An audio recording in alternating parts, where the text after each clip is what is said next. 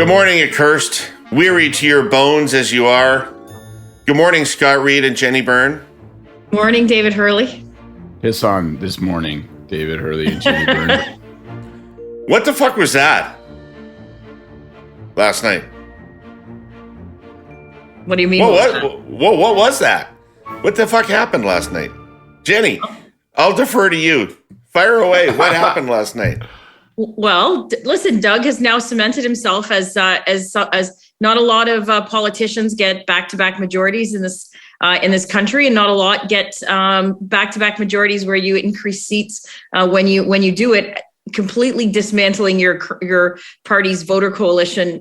Prior to that, the seats that Doug picked up were seats you would never imagine. Windsor-Tecumseh and Essex, and these weren't small wins. They were massive. They were massive wins, wiping out the NDP in Brampton, taking out popular MPPs like Sarah Singh and Giritan Singh.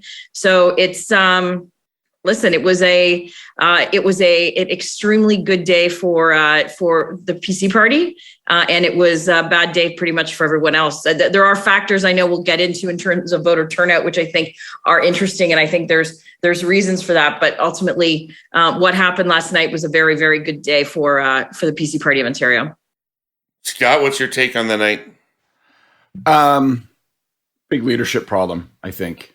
I think my take on the night, echo everything that Jenni said, and I'd amplify it. Doug Ford, Nick Cavalis, Corey Tenek, you guys deserve every bouquet of roses, every Gatorade shower, every possible award. Speaking of bouquets of flowers, yeah, I am reliably informed by Bob Lipinski that Bob Lipinski did not send on his flowers to the NDP campaign.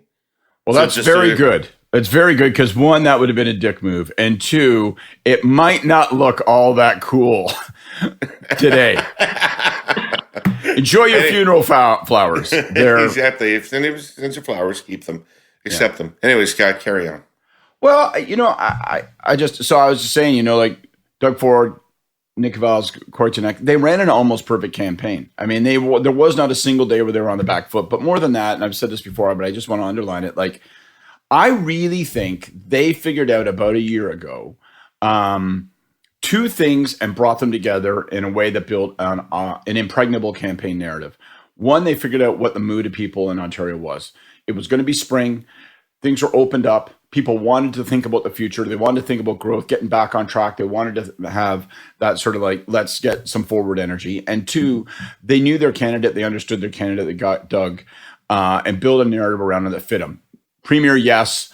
Growth. This is a guy who wants to say yes to every person in front of him. He's going to say yes to you when you ask for coffee. He's going to say yes to the next person when they ask for tea. He won't see any contradiction between them. So the Premier, yes, going to get it done. All of that worked, and they brought the mood of the province together with a narrative that fit their candidate, and it was perfect. And so I really think it's astonishing, and they've built a really durable political machine now. But I think leadership is the issue. I mean, they managed to define Doug as an asset, and he's running above his party and taking his party in new places. And I think, when you look at leadership, you have to ask yourself after last night, why didn't the Liberals perform better? All the polls thought they were going to perform better. Common sense suggested they were going to perform better. They're going to lose Nathan Stolz, right? They're going to lose St. Paul's. Nobody would have thought that. That seemed absurd. Why didn't they perform Toronto better? Centre, University Rosedale, University Rosedale, yeah, star candidate. York. And they weren't close. And so when you look at it, I just think the inevitable conclusion is, why did the party not extract its own voters, according to Greg's polling? Why did the party underperform where it was expected to be in terms of polls? Why wasn't it able to catch momentum? And I think, unfortunately, you have to lay that at the feet of Del Duca. He just didn't connect with people.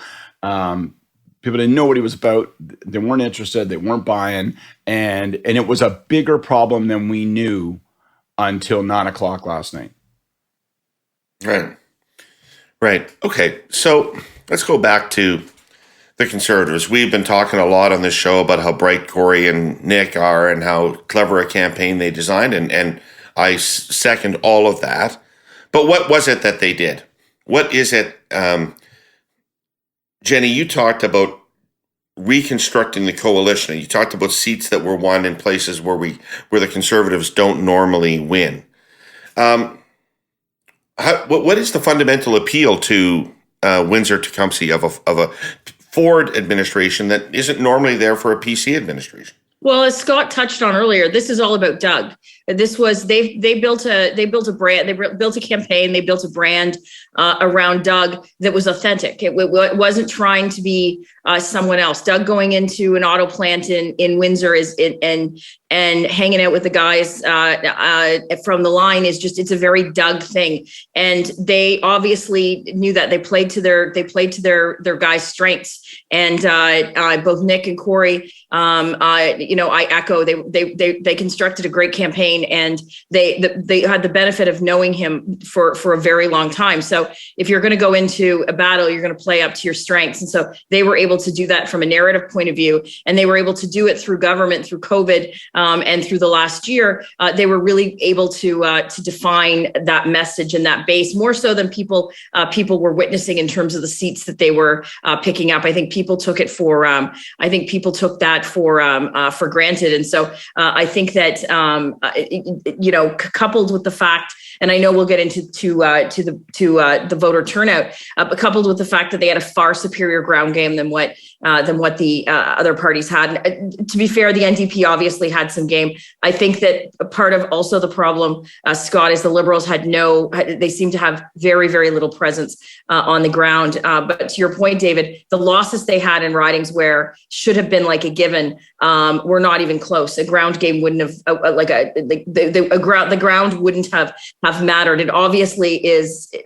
I think with what you see in terms of turnout, there's one thing. So Doug, essentially, we got 1.9 million votes last night, which is essentially what Andrea Horwath got in the 2018 campaign. So the higher percentage, obviously, but everyone got lower votes. And I think that that's a symptom. So with the good comes some of the bad, right? There were conservative voters out there that did not like Doug Ford and did not like how he governed, probably especially over COVID. You had Liberals who did not like Stephen Del Duca, and you had dippers who did not like Andrea Horwath or were sick of her. This was too long. And I think what we saw was these voters, instead of going out and voting for an opponent, they just decided to sit on their hands. It was a foregone conclusion that Doug was going to win, and they were not going to waste their time in terms of going out and casting a vote.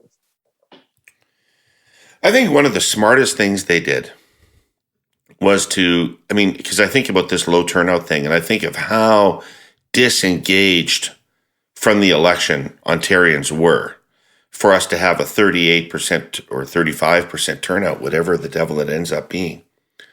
And it was 43.5% when I checked this morning. Okay, 43. All right. Okay. Still 16 points off of last time, and very low. Their decision to completely de-escalate the campaign in every respect.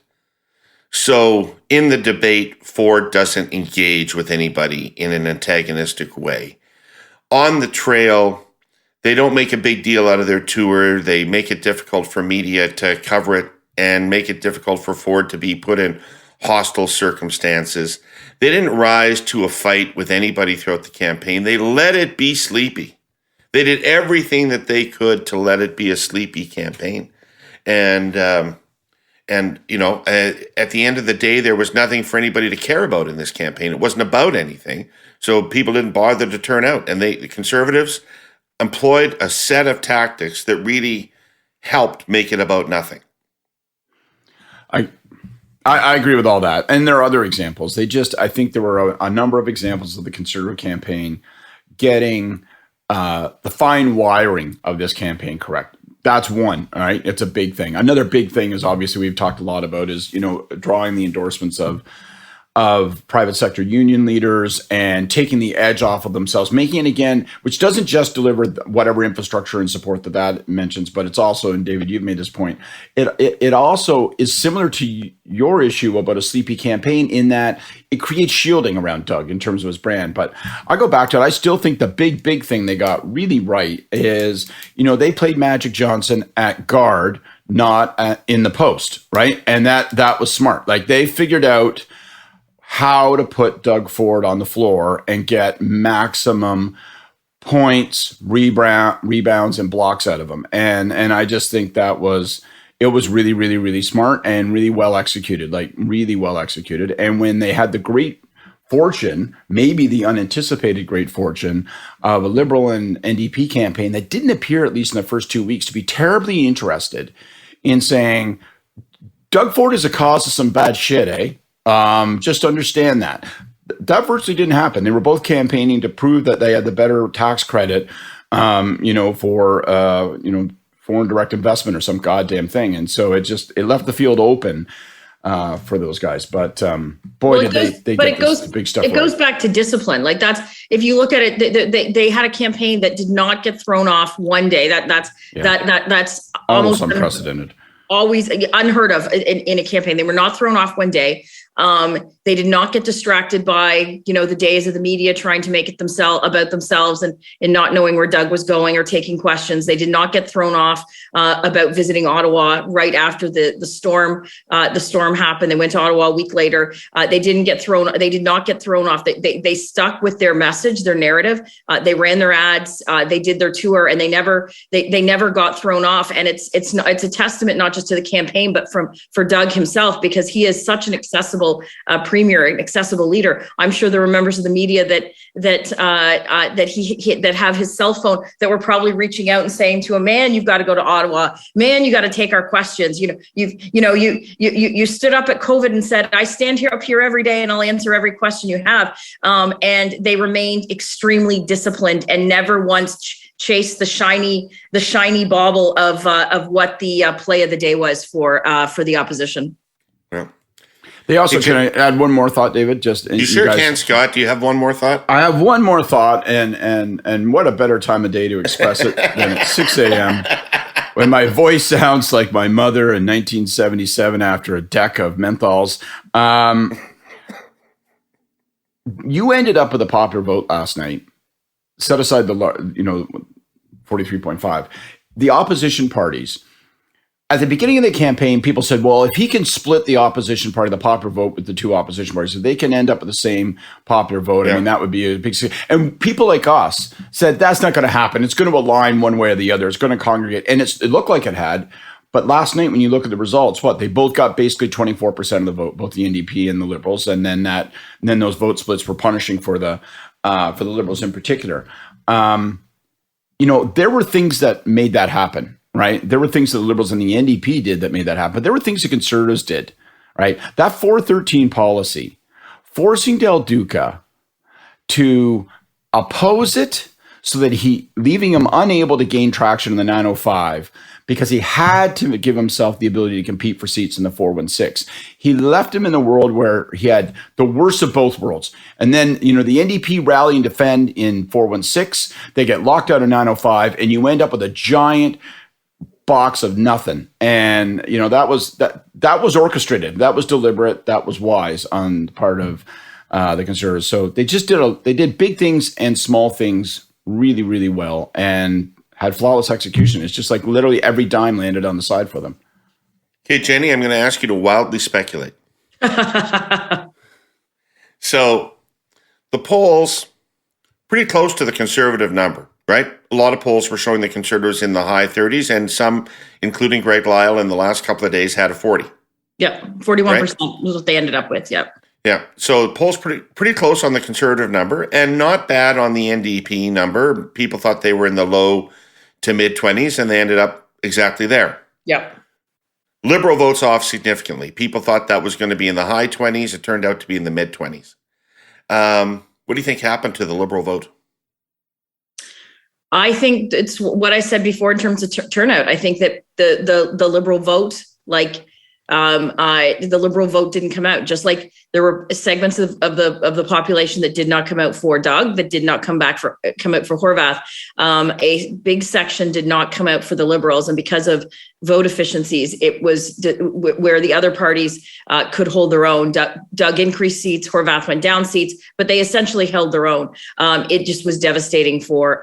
It was absolutely devastating for Del Duca, and the Liberals could never get their footing. There was no prep, and they were a campaign that was, and it might have been for money, but they seemed woefully unprepared going into the campaign. Looking back, considering he had been leader for how long? 2 years leading up to it. And so,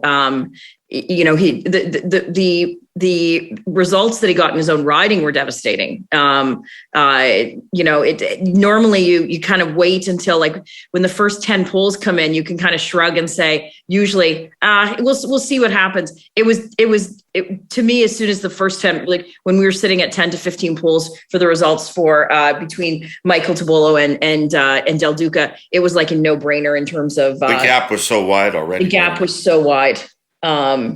The gap was so very wide. Tobolo won with over 50% of the vote. Yeah. Where do you want to go today? You might remember that advertising slogan used by Microsoft in the mid to late 90s. I'm not sure why they dumped it. It's pretty on the nose when we think about the freedoms and independence digital technology affords us. Most of us, anyway. I want you to hold that thought for just a second. I've been talking lately about the various ways our presenting sponsor Telus, as a company driven by social purpose, puts the well-being of their customers, communities, and the planet first. One of those ways is an important outreach program they call Tech for Good. Tech for Good, initiated in BC and Alberta in 2018, is now a national effort in collaboration with the March of Dimes to help people with disabilities effectively use or control their mobile devices. Most of the program is about providing customized training and support to Canadians on a one-on-one basis. In some cases, it also provides highly specialized hardware or software to help people with disabilities use their smartphones or other mobile devices, so they can get online and reach out to loved ones, take advantage of every opportunity, live, work, and play independently in our digital world, have the freedom to go anywhere they want to go. It's truly life-changing stuff. I've told you here before, Herle-Burleites, there remains a digital divide in this country, and Telus is committed to working in a number of different ways to narrow it. You can read more about these commitments in their sustainability and ESG report at telus.com/sustainability. So the warning signs for the Liberal vote, frankly, were in Greg's numbers. If you looked at them, you had so many signs of unenthusiastic Liberals. You had the fact that Liberals were less likely to say that they were certain to vote in the election. You had the fact that Liberals were less enthusiastic about their leader than the other partisans were. You had the fact that a significant number of Liberals had already defected to Ford. I guess it was all there, the low enthusiasm level for the Liberals. Boy. Well, that's exactly where I was going to go. I was going to say that we should have known that Greg was telegraphing that this could happen, because you had, what was it, David? 20% of Liberal voters were expressing disinterest and inclination to vote for somebody else, mostly Ford. Yeah. And so that surely is the clue that this could have occurred. Even the ones that were voting Liberal said they were the least certain of their vote of all the partisans. So some of them went elsewhere. Some of them just went nowhere. Some of them just stayed at home and said, today would be a fine day to finish the New Kids in the Hall Amazon series, which, by the way, is fucking awesome. I think this has a forward implication also, because you have to say to yourself, why did this happen? And it's like I was trying to say off the top. I think, and I don't want to kick the guy when he's down. Jesus Christ. I mean, this has got to be the worst morning of his life, but I think the answer is Del Duca. I don't think there was ever a story about Del Duca. I don't think there ever was a connection created between Del Duca and the province and the people, and folks didn't ever get really fundamentally presented to him. I don't think they ever figured out how to package and market him, which I know sounds antiseptic and lame, but these are things you have to think about, and you compare it to how masterful a job they've done of marketing Ford and defining Ford. So I just don't think any of that happened. And that says to me, listen, Liberals, take your goddamn time. Like, I know people will want to rush. You're going to get a bunch of wise people who will rush and say, now, the number one. Like, we've got to figure out what we stand for as a party. And we got to go back to the basics and really rebuild this up from the policy process. All that stuff's important. Nothing is more important than leadership. Nothing is more important than finding someone who's got a little dazzle, who's got a little charisma, who has a point of view, who's got some edge and focus. And you're going to have to find that. So there's no more important job. The story of the underperformance last night, I think, is rooted in leadership and the inability of the leader to capture people's interests. So don't let that same story be told 4 years from now. Boy, Pick a does good that leader. Pick a good leader. That's good advice. But I mean, it is, and it's astonishing how often parties people. Fail to That is follow the advice. That is the kind of thinking you need to get up early in the morning to hear on the curse of politics. I wouldn't be surprised if they don't take it. I wouldn't be surprised if they say, "Let's look at one of these 7 people in caucus and pick them." And I'm not sure that that's the right answer. It is such a critical decision. Liberals, it's down to the short strokes now, right? Can't fuck this up again in terms of picking the leader. Like, I mean. We learned from the federal experience through Dion and Ignatieff, and watching Brigitte Legault was explaining to me what's happened in the PQ in Quebec. You get the leadership wrong a couple of times, and you can find yourself permanently out of the game. Like, this is a big decision. Neither Horwath or neither the NDP or the Libs should be in a rush to elect a leader. It's a 4-year majority. There's a very good chance. It's a definite chance there's going to be a federal election prior to the next provincial election. I don't see what the benefit would be for either of those parties to hold a swift and fast leadership race, unless they're gatekeeping for someone in the internally within the caucus. Gatekeepers, goddamn gatekeepers. I think that's really sound advice, Jenny, and I fear that the party will have a panic instinct and will reject it. I fear that the party will say, no, holy smokes, we've got to get somebody who's a leader in the legislature so they can be putting questions right away. We need somebody. Let's get ahead of the NDP so we can start to use that period where they're still fighting, where we can establish. Only 40% of the people cared about the election. How many care about question period? I agree. I'm just saying, I'm worried that this is the kind of conversation that's going to kick off in the next couple of weeks within what is a very reduced and small Liberal ranks, obviously. And I just think it's the wrong instinct. I think Jenny is right. And I hope those Liberals, the Ontario Liberal Party, are in a position to shape it. Listen, because you just can't fuck this one up. You just can't get the leader wrong. You can't afford to pick somebody who doesn't have game. Just can't. So the NDP really outperformed my expectations. They've got to be disappointed themselves. They have every right to be disappointed. But nonetheless, they outperformed my expectations for them. I thought their popular vote would be lower. And I thought their vote would collapse more given the spread we were seeing in the polls with the Liberals. I thought their vote would collapse even more on Election Day. That didn't happen. They held on to more incumbents than I thought they were going to hold on to. One thing I learned growing up in Saskatchewan, though, the NDP are good at constituency work. The NDP take constituency work and organization and building roots in their communities really seriously. And when they win a riding, they can be tough to dislodge. They're strong incumbents, the NDP. Yep. And I think we saw that especially in Toronto. I think last night, I'm with you, obviously. My expectations were reversed for who would win official opposition. And I think you look back at the middle of this campaign, Andrea gets COVID, she goes down. There was that terrible sort of 4 or 5 day stretch where you thought, well, this is their Waterloo, man. This is it for her. And, I think she left last night with her head held high. She won way more seats than a lot of people expected who were close observers. They held their vote. They've got a strong crop of incumbents from which to pick a new leader.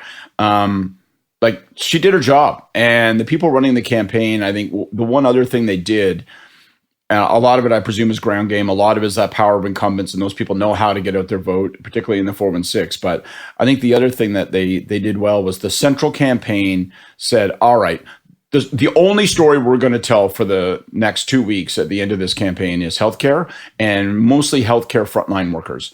And they just banged on that drum, and that obviously had some rallying effect for their vote. We've tap danced on Andrea Horwath so much on this show over the years, and often with justification. But, the truth in my view is that they don't have a leader problem. The Liberals had a leader problem. The NDP have a brand problem. I mean, Andrea Horwath's a reasonably popular person. And at some points in her career, she's been quite popular person. And it's really, I mean, if I think it's the reverse of the Liberals. The Liberals have to think about who's the person that can epitomize our offering in a really effective way. The NDP need to think about what their offering is, I think. Because, if you look at the last election and their inability to close out an election they could have won.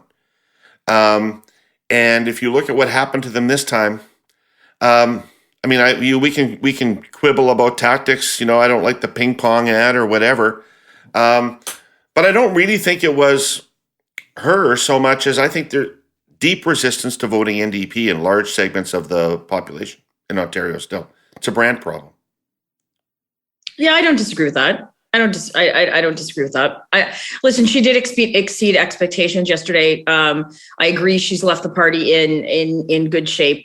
I think it was evident as soon as she stood on stage last night and started to speak where it was headed. She seemed to have a lot of emotion in her voice, which she normally doesn't. I'm not saying she's emotionless. It's just you could tell what she was leading up to, like I felt as soon as she started speaking what it was going to, what the end result was going to be. And so I agree with you, David. I think that they have challenges with certain segments of the population, but they're in a not as successful or not as high profile. They're kind of changing their voter coalition as well. They've secured themselves, but in the next election, they're going to have incumbents in downtown, what are considered the safest Liberal seats in the entire city of Toronto. The ridings we talked about, the Toronto Centre, Spadina Fort Yorks, the University Rosedales, they're going to have incumbents who are going to have been in place for 8 years by the time the next election goes. So they're almost a party in a bit of a transformation as well.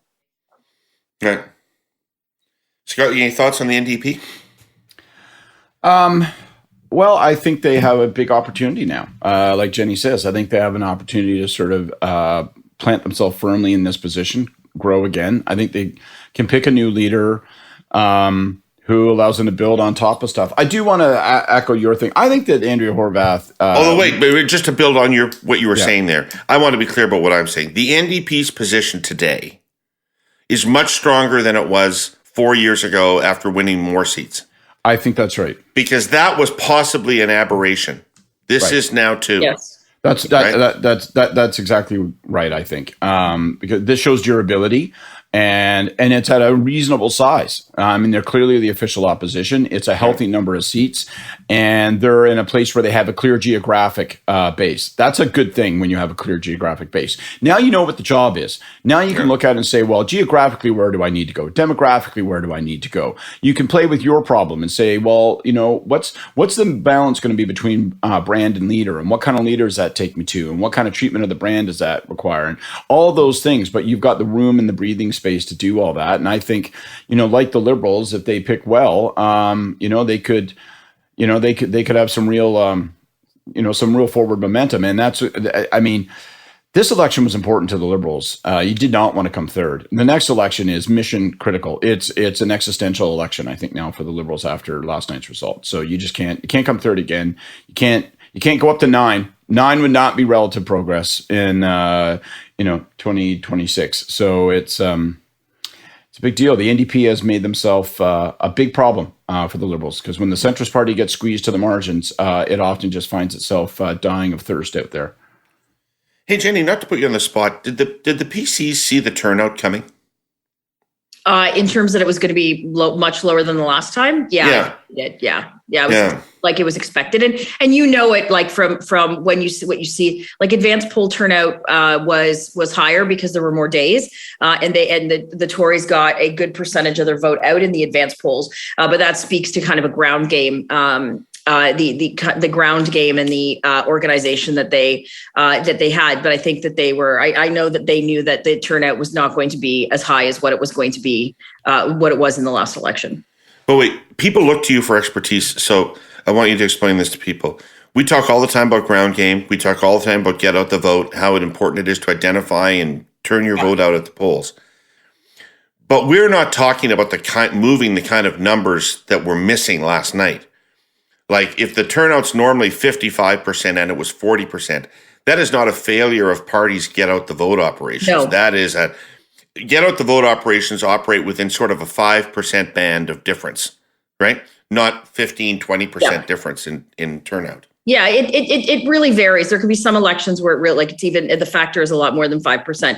But yeah, this is not an indictment on the party's organization or the local campaigns. They've got the votes. They've got the votes identified that they need to get out. And my guess is it was kind of a bit of probably both. I think there were probably a lot of ridings where we had less vote identified than what we did in the last time with incumbents, and then you probably have ridings like Windsor-Tecumseh and Essex and Thunder Bay, Atikokan, and York Southwestern, where Michael Ford picked up a seat there, where you actually obviously have, much to our great surprise, all of us, right, Jenny? Jesus Christ, York Southwestern. One of the I don't think there's been a conservative elected in that riding or an iteration of that riding in my lifetime ever. So and he had he's got the name rec of Ford, which is in the suburban 416 area, is obviously very popular in that area. Well, look at Humber River Black Creek. The PCs picked that up as well. That's a Ford brand. They're the ridings. It goes, Etobicoke North, Humber River, York Southwestern. And so they pull out the votes that they identify. And this one was hard because, as we said, the voter apathy was so low. And for conservative voters, it would be, it's a foregone conclusion for Doug. But when you're in those dogfights, in those where you're trying to pick up seats that aren't yours, the York Southwesterns, the ridings I just named, it's so very, very important. That's why you're knocking on doors. You're doing more than one pass. That's why you need the voters. You've got paid callers. You've probably got some volunteer callers. Like you've got the SMS technology. You're doing absolutely everything you can to kind of basically beg these voters. Like, yes, it looks like Doug's going to win, but we need to win in this riding as well. And so it really is an all hands on deck. And I think that the PC party, the Conservative Party, it's been something that's been always a focus in the entire time I've been an activist, since the Conservative Party of Canada was created. And there's a lot of crossover between the two political parties. Sorry. And you think all of that put together is more important than a vest? Okay, that's just a shitty thing to say. Sorry, I'm being a dink. Really? Yeah. The vest was odd, and it didn't work. It didn't work.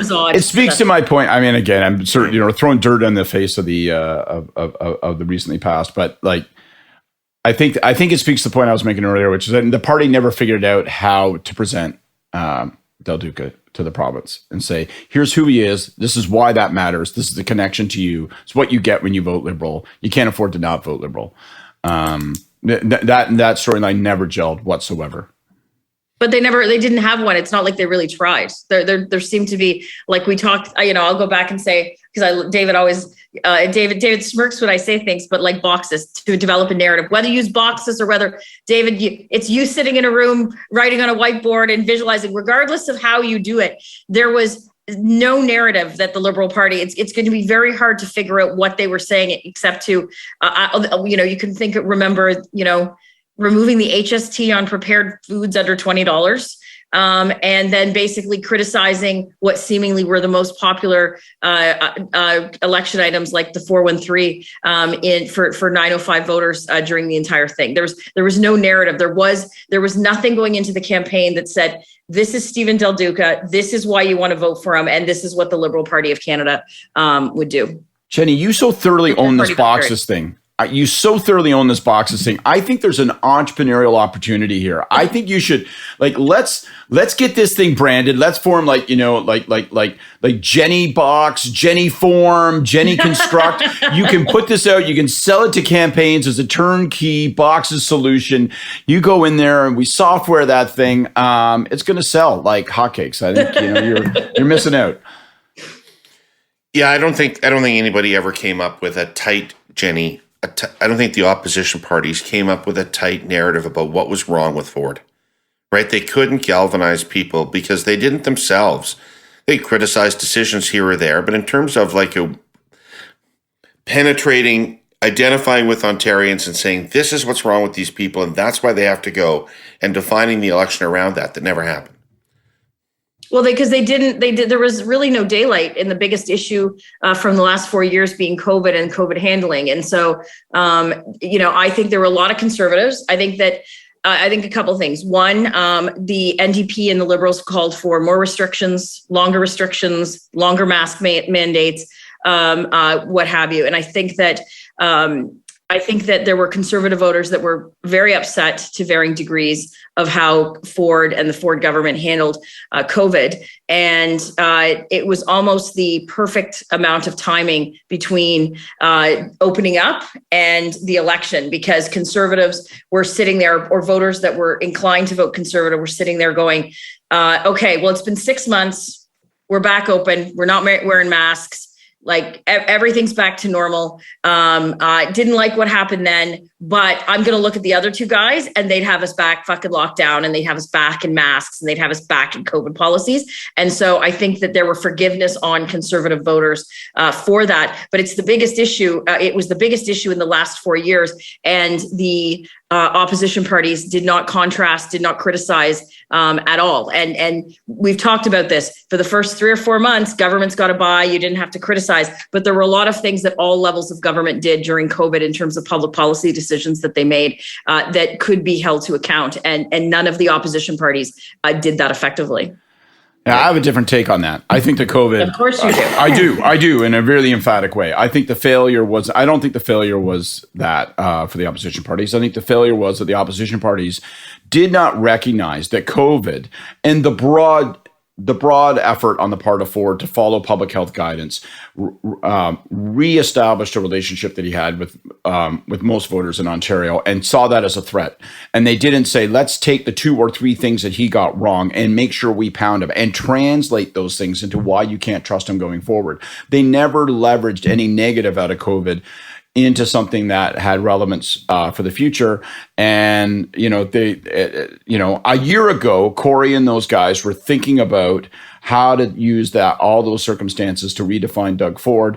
And the opposition parties, particularly the Liberals, did not use that same time to say, how do we make certain we nail a negative right to that guy's forehead that he can't shake? And it really caught up. Well, don't forget. But Scott, you just agreed with me. You and I actually fundamentally agree that the opposition didn't do that. We just disagree in terms of the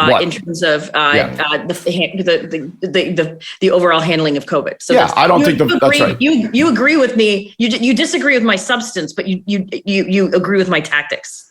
That's almost always the case. Don't forget, by the way, this is the story of our failed marriage. While there has been a recent pause in price escalation, first-time home buyers remain frustrated that they will never get the keys to their own home. With the provincial election this week, voters will need to consider what party can help them achieve the Canadian dream of home ownership. Our original sponsor, the Ontario Real Estate Association, says that while all the major political parties have included some solutions to the crisis in their platforms, what the newly elected government does to prioritize choice and affordability and how quickly they act moving forward will be critical. A recent poll conducted by Abacus Data on behalf of OREA says that 73% of Ontarians think that making housing more affordable should be a high priority for the Ontario government, with 84% saying that a party's ideas on solving the housing affordability crisis could be an important factor when deciding who to vote for on June 2nd. There are bold solutions to get the housing crisis under control that, if enacted, would help create the next generation of Ontario homeowners, including providing more help for first-time home buyers, building more homes, making home ownership more affordable, protecting consumers, and leveling the playing field. We are at a turning point. Whether they are millennials struggling to enter the market, growing families looking for more space, or downsizing empty nesters, it's clear Ontarians want action when it comes to the housing affordability crisis, and the next Ontario government needs to be prepared to respond. At the end of the day, everyone deserves a place to call home. Read Oria's plan at ahomeforeveryone.info. Don't forget the Wayne Gretzky-size assist that Ford got from the federal government in his rehabilitation and how much that undercut Liberal efforts in this campaign. The willing accomplice role that the feds played in the rehab of Doug and the normalization of Doug. I mean, how were you supposed to get Liberals enraged against Ford when Trudeau is fine with Ford? Well, more than fine. The eve of the election, standing side by side, making $1 million announcements and praising him. So this wasn't even just not outraged. It was a very friendly relationship and had been essentially all through COVID. It was a bit rocky for up until COVID, but during COVID, it became like almost a bromance and never stopped. And there didn't seem to be, like in past elections, you see, the feds helping out more, going back and forth. And in this one, it was remarkably silent. Nothing from the center, the Trudeau center. And you'd see occasionally cabinet ministers or MPs out door knocking with their MPP or their candidate counterparts. But it had to have been extremely frustrating for the Del Duca War Room on, what was it, literally the day before the last election campaign, with the visuals coming out of that event. I think it was in Windsor. Here's a question. The Trudeau movement will spend its political capital judiciously. Well, here's a question for you, because there's no doubt that it helped Ford and it undermined the Liberals and the NDP in terms of trying to rally something against Ford. Gave him shielding, gave him cover. The question in my mind is, the mercenary in me would say, yeah, but that's fine if you thought it was clearly demonstrably in your self-interest at the federal Liberal level, right? So I guess the interesting question is, I know what Doug Ford got out of it, and I know what the impact it was on the provincial Liberals. Has it helped the federal Liberals? Does that pay a dividend? Like, does it help you in terms of agenda? Does it help you moving forward? Is it going to help you win the next election? I'm not sure that case is as clear cut as people might think. Like, it's not, I don't know, maybe the alternative path wouldn't be any better on that. But to the degree to which, when I raise this point, people shrug at me, particularly Liberals shrug at me and say, well, what are they supposed to do? Of course they're going to do that. They want to work with them. They want to, they implement their agenda. I'm sort of like, well, hang on, let's just ask ourselves whether or not it actually works for Trudeau. Does it work for Trudeau? Or might Trudeau want to run against Doug Ford 2 years hence? Doug Ford might be unpopular again 2 years from now, by the way, right?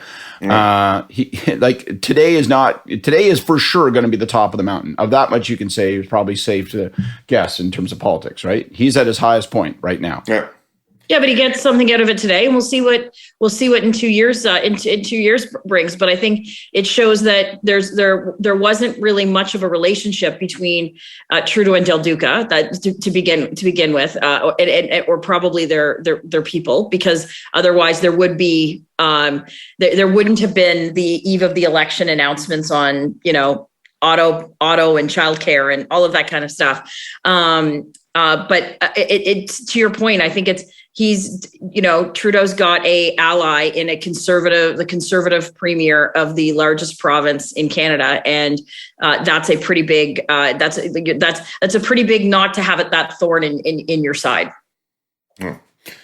All right, this is the end of the road for this daily curse panel, and God, it sure feels like the end of the road. But any event, Jenni, you're going back to your job. Well, I never left my job. So. I know. No, you never left your job. But Jenni will be leaving us for the duration of the leadership campaign again. Yes. Looking forward to your return in the fall. But this has been a really delightful interlude, Jenni. Thank you for making the time for this. Well, thank you for having me back. This was a lot of fun. Yeah. Scott, you're not going anywhere, are you? Next week, you and me? Where would I have to go?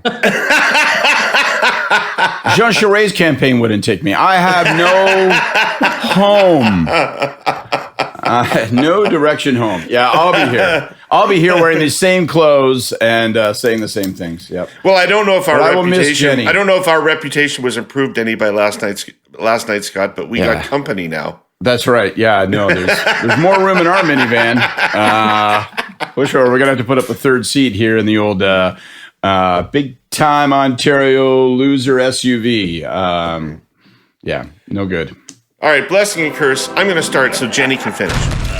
My curse goes out to the strategies of both opposition parties who started this campaign on the wrong foot with the wrong assumption, in my view. They both thought that they had to win the progressive primary, which is correct. They incorrectly thought about how to win it. The Liberals thought they were going to differentiate on policy and outbid the NDP for stakeholder groups. The NDP thought that they could claim that because they were ahead of the Liberals, that automatically gave them the challenger rights. The way to do this and the way to deal with the turnout issue and to make the election about something was always to go at Ford with a fucking hammer right out of the goddamn gate. Make this election about something, make people angry about something that Ford had done, and that by proving either party, by proving themselves to be the people that understood what was wrong with Ford and carrying that fucking message hard, that's how to win the progressive primary. Nobody did that. Yeah. Scott, what do you got? I'm going to cheat. I'm going to do two real quick ones. First, blessing to the Liberals. And the blessing is this.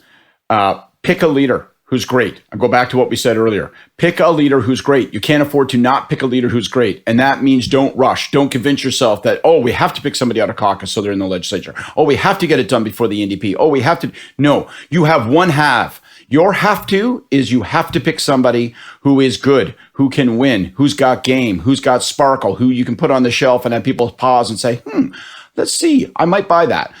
Gotta. My curse is... My curse is to voter turnout, right? It is really low, 43.5. And here's the thing. We're all involved in professional politics. I look at that 43.5 and I say that's a triumph. That's a triumph for the Conservative campaign because they wanted a sleepy campaign that didn't have issues, that went by, that allowed them to identify where the vote was and wasn't. And that's not a condemnation of them. That is a tip of the hat to them. So this is what they wanted. So if you're mad about lower voter turnout and you're mad that this is what happened, then you should be mad, as David just said, you should be super mad that neither of the opposition parties was able to rally people off their couch, get them off the dock, and get them to the polling booth because they weren't pissed off enough to demand change and they weren't pissed off enough to actually cast a ballot. How do you get from 43.5 to 60? You make it a change election. Neither of the opposition parties made it a change election. So don't pretend that the lesson here is, oh, people aren't engaged enough. They just have more positive options and positive policies. No, they needed a fight. They needed a contest. They needed a reason to care. And the opposition parties failed to do that. And that's why it's at 43.5%. Don't blame Corey Tenek. Blame the opposition parties for not making this a fight.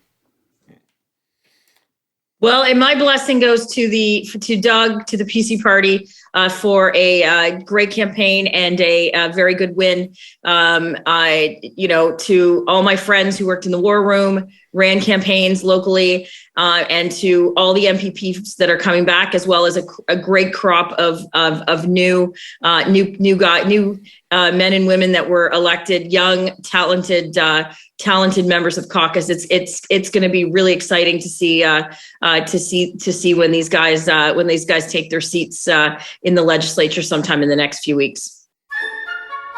Excellent. All right, Jenni, be well, be safe. We'll see you soon. Bye. Yeah.